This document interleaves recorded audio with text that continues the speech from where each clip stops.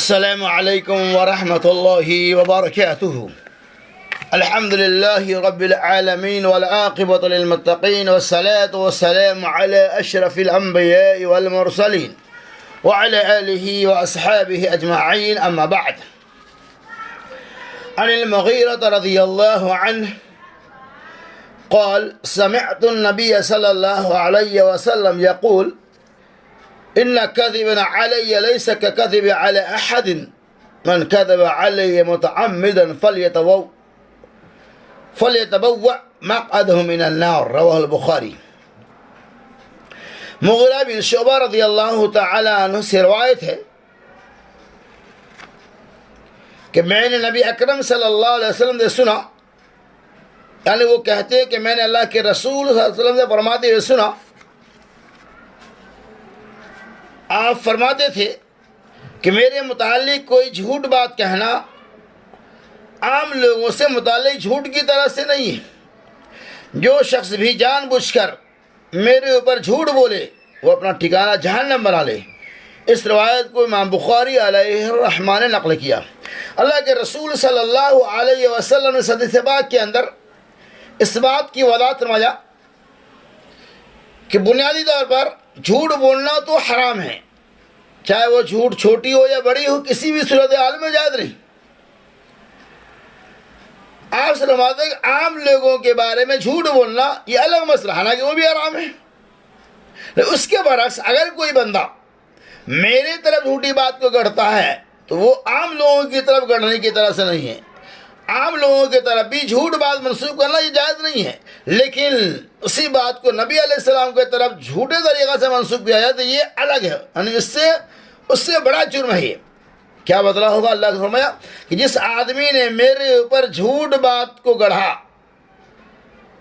میرے بارے میں جھوٹی بات کو پیش کیا، فَلْيَتَبَوَّأْ مَقْعَدَهُ مِنَ النَّارِ، اس آدمی کا ٹھکانہ جہنم ہے۔ یعنی اگر نبی علیہ السلام کے بارے میں آپ جھوٹی باتوں کو گڑھتے ہیں، آپ جھوٹی حدیثوں کو گڑھ کر اللہ کے رسول صلی اللہ علیہ وسلم کے طرف منسوب کرتے ہیں تو آپ کا ٹھکانہ جہنم ہے۔ آج دیکھیے یہ ساری صورتحال آپ کے سامنے موجود ہے۔ نبی صلی اللہ علیہ وسلم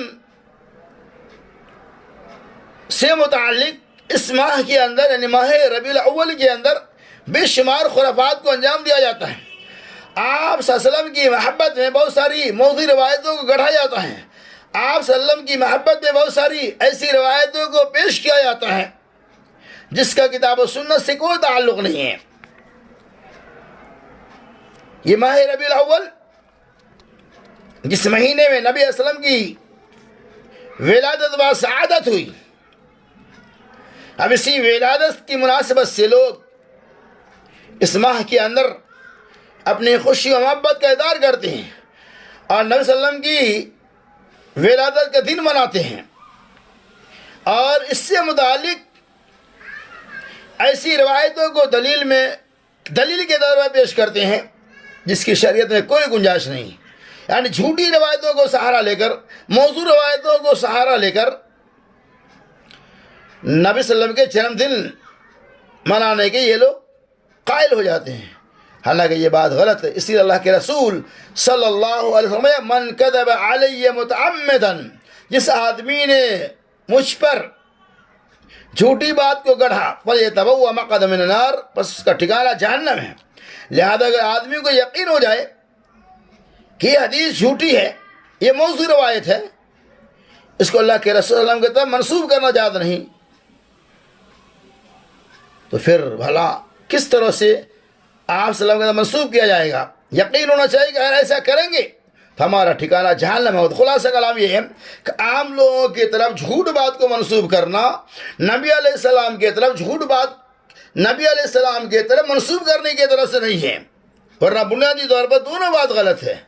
لیکن آپ اللہ کے وسلم کی طرف منسوب کریں گے غلط باتوں کو، جھوٹی باتوں کو، تو آپ کا ٹھکانہ جہنم ہوگا۔